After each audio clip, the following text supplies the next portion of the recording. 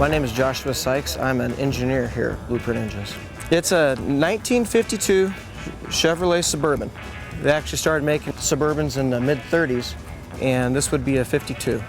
I needed a street rod that my family could fit in, so I built the biggest thing I could find.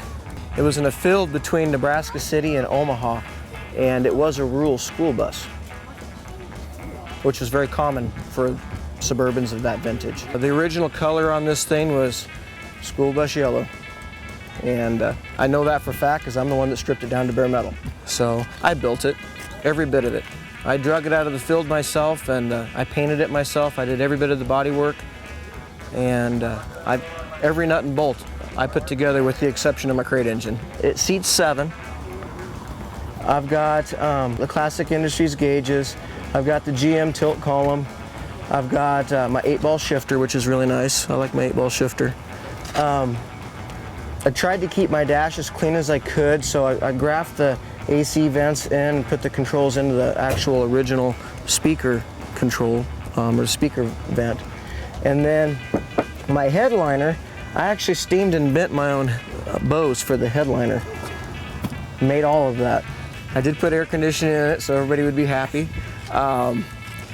It's got power steering. It's actually very, very nice to drive. It's very comfortable. It has enough juice that it could definitely get me in trouble if I wanted to. It doesn't do too shabby for an old Suburban. It's got independent front suspension, power steering, power disc brakes.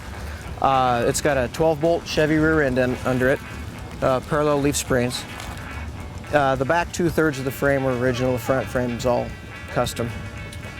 I've got a Turbo 350 with a Stage 2 shift kit in it, and then I've got one of our 383-4s in it. It's definitely a BluePrint engine. You can actually even see it on the heads right there. This is a 383-4. It has our heads on it, our aluminum heads. With every engine, you actually get the dyno sheet for that specific engine. We advertise these at 420 horse, I think 450 torque. And this one actually dynoed at 429 horsepower and 468 foot-pounds of torque. This very engine.